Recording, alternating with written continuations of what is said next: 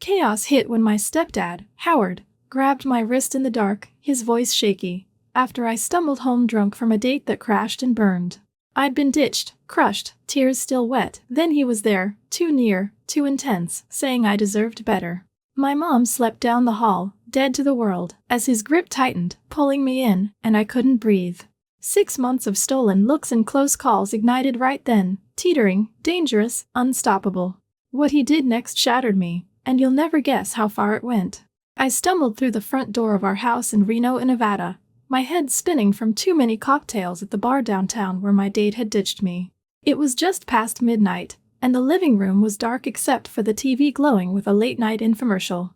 My mom, a night shift dispatcher at the trucking company, wouldn't be home for hours, and I thought I'd be alone to stew in my embarrassment. Then I heard a beer bottle clink against the coffee table, and there was Howard, my 55-year-old stepdad, slouched on the couch in his flannel shirt and jeans, clearly buzzed from a few drinks. He managed road repairs across the state, and I guessed he'd had a rough day. He looked up, noticed me swaying in the doorway, and asked why I was back so early. I kicked off my boots, nearly fell, and dropped into the armchair, slurring out the whole story. The guy I'd been with, Tyler, had bailed mid-date when his phone kept buzzing, and he admitted he had a girlfriend waiting at home. He ran off, leaving me with the bill and a bruised ego. I told Howard everything, my voice loud and messy, while he nodded and sipped his beer. When I finished, he set the bottle down, leaned forward, and said he'd met plenty of guys like Tyler on the job, cowards who couldn't face their messes. His voice was rough, worn from years of yelling over construction noise, and I felt a weird jolt in my stomach, though I figured it was just the alcohol. I laughed too hard and said at least someone thought I wasn't a total loser. He got up, unsteady, grabbed another beer from the mini fridge by the TV, and handed me one.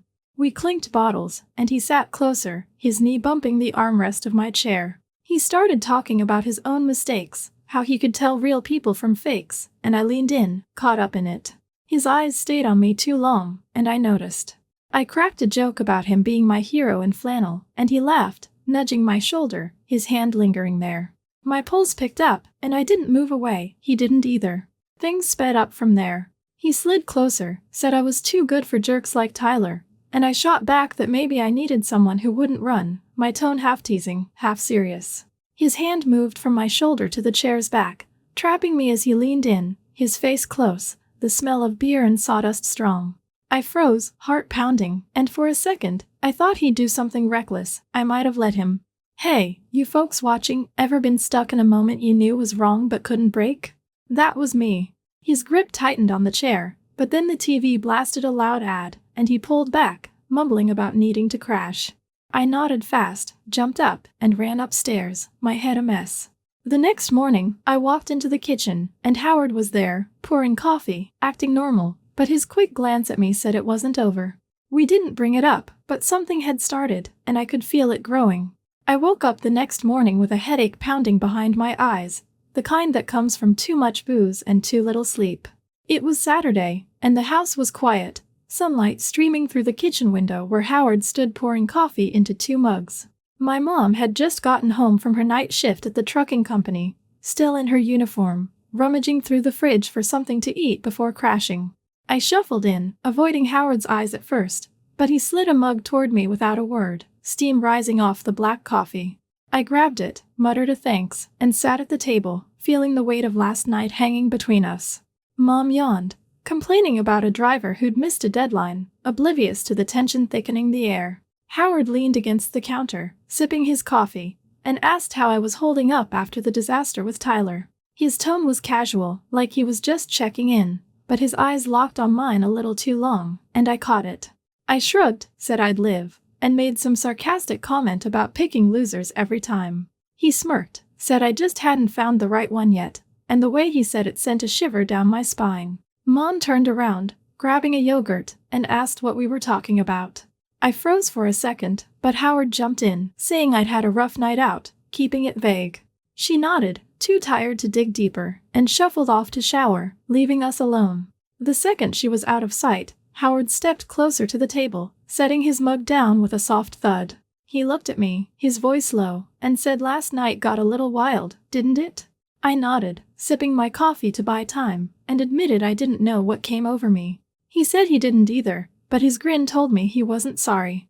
I laughed, nervous, and said we probably shouldn't make a habit of it. He raised an eyebrow, leaned in a bit, and said maybe we didn't have to stop completely. My stomach flipped, and I shot back that he was playing with fire. He just shrugged, like it was no big deal, and grabbed his keys, saying he had to run to the hardware store. I stayed at the table, staring into my coffee, trying to figure out what the hell was happening. The flirty edge from last night hadn't faded, it was sharper now, and I could feel it pulling me in. He came back an hour later with a bag of nails and a new hammer, acting normal, but when Mom went upstairs to sleep, he walked by me in the living room and brushed his hand against my arm, deliberate, quick. I looked up, caught his eye, and he winked before heading outside to work on something. My phone buzzed, some friend texting about plans, but I barely registered it. Hey, you guys listening out there, ever notice how one dumb moment can snowball into something you can't control? That's where I was headed. Then it got dicey. Mom came downstairs unexpectedly, still in her robe, looking for her phone she'd left in the kitchen. Howard was back inside by then, grabbing a glass of water, and I was on the couch pretending to scroll through my feed. She walked in right as he said something under his breath about me looking good in the morning light, and I coughed loud to cover it. She glanced over, asked what I was choking on, and I mumbled something about coffee going down wrong. Howard turned away, hiding a smirk, and Mom grabbed her phone, muttering about needing sleep.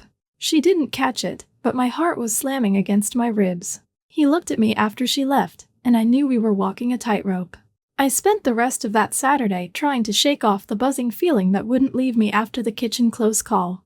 By evening, Howard suggested we hit the bowling alley a few miles out, saying he needed to unwind after a week of dealing with road crews. Mom was dead asleep upstairs, still recovering from her shift, so I grabbed my jacket and followed him out to his truck, the engine rumbling as we pulled away.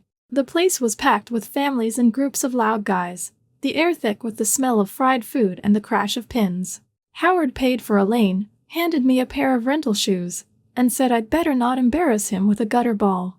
I rolled my eyes, told him he'd be the one crying by the end, and we started playing. He went first, knocking down most of the pins, then turned to me with a grin, saying I'd have to step up my game. I grabbed a ball, and he stepped up behind me, close, showing me how to line up my shot, his hands brushing mine as he adjusted my grip. My skin prickled, and I could feel eyes on us from the next lane, a group of college kids laughing and glancing over. I bowled a spare, turned around, and Howard clapped, saying I might actually have some talent. I smirked, told him he'd better watch out, and we kept going, trading jabs and laughing louder than we needed to. The tension from earlier was still there, humming under every word, every look. Halfway through the game, he went to grab us sodas from the counter, and I sat down, adjusting my laces. A waitress walked by, balancing a tray of nachos, and stopped, looking at me, then at Howard across the room. She asked if he was my dad, her tone curious, maybe suspicious. I stammered, said no, he's my uncle, and forced a laugh, hoping she'd drop it. She nodded slowly, said we seemed tight, and moved on. My chest tightened. Had she seen something off? Howard came back, handed me a cola, and asked why I looked rattled. I brushed it off, said the shoes were pinching, and took a long sip, avoiding his eyes. He didn't push, just sat next to me, his leg pressing against mine under the table for a second before he shifted away. We finished the game, me barely winning, and he said I'd gotten lucky, promising a rematch soon. On the drive back, the truck cab felt smaller, quieter, and he turns the radio low, some old rock song filling the space.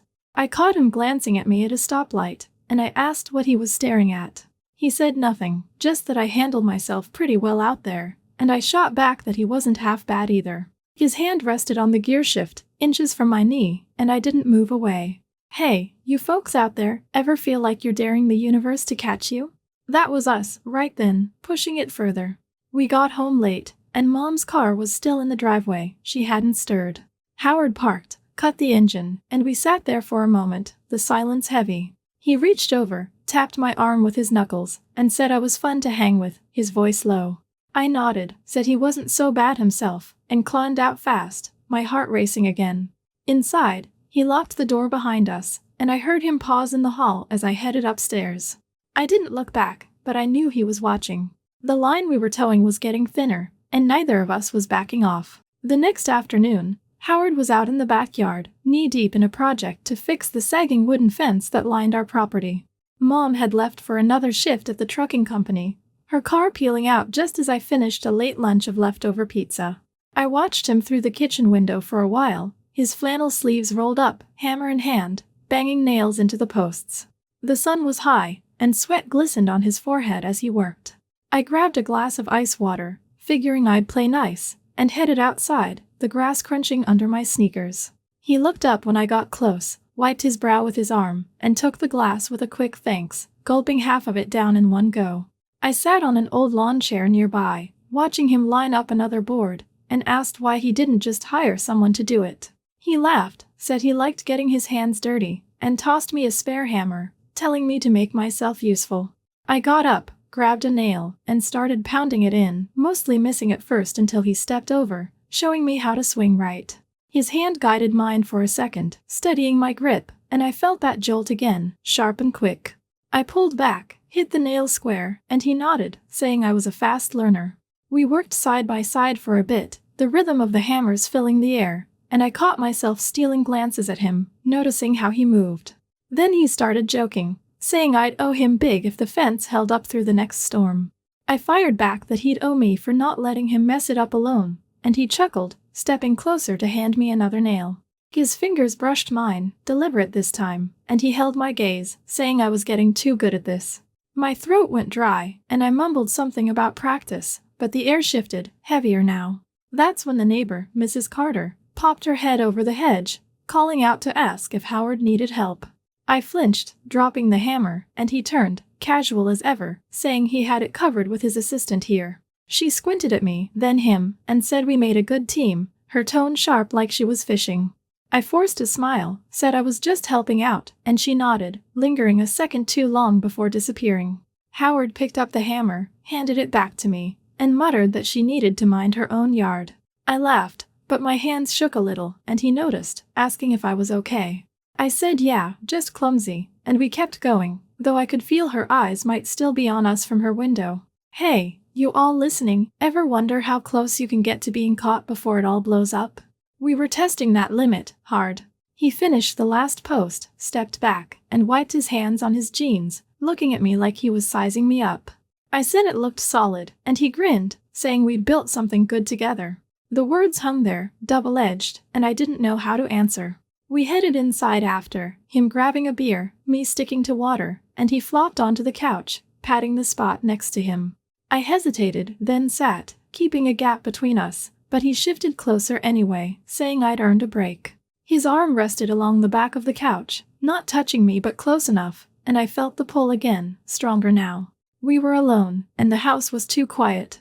A few days later, Mom had a rare day off, but she spent most of it running errands, leaving the house empty by mid-afternoon. Howard came home early from a job site, dust still clinging to his boots, and found me lounging on the couch, scrolling through my phone. He dropped his keys on the counter, said he needed to dig out some old photos from the basement for a work thing, and asked if I'd help. I shrugged, tossed my phone aside, and followed him down the creaky stairs, the air cool and musty as we hit the concrete floor. The basement was a mess, boxes stacked high, tools scattered, a single bulb swinging overhead casting shadows on the walls. He started pulling out a cardboard box labeled miscellaneous, and I knelt beside him, sifting through faded Polaroids and yellowed papers. He handed me a stack, saying these were from his early days on the road cruise, and I flipped through them, spotting him in a hard hat, younger, grinning next to guys I didn't recognize. I teased him about his old haircut, and he laughed, nudging me with his elbow, saying I wouldn't have survived the 90s. We kept digging, pulling out more photos, and he pointed to one of him on a bridge project, telling me how he'd nearly fallen off once. I said he must have been fearless back then, and he looked at me, quiet for a beat, then said some risks were worth taking. My stomach tightened, and I focused on the pictures, pretending I didn't catch the hint. The box emptied out, and he leaned back against the wall, stretching his arms, his shirt riding up just enough to show a sliver of skin. I stood to grab another box, but he reached for it at the same time, and our hands collided, knocking a pile of photos to the floor. We both crouched to pick them up, heads close, and he grabbed one, a shot of him at a barbecue, smiling, and said I'd have liked that day.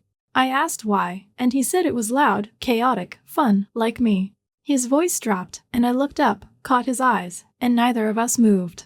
The space felt smaller, the bulb flickering above us, and I could hear my own breathing. Then came the sound of the front door slamming upstairs. Mom was back, earlier than expected, yelling something about forgetting her wallet.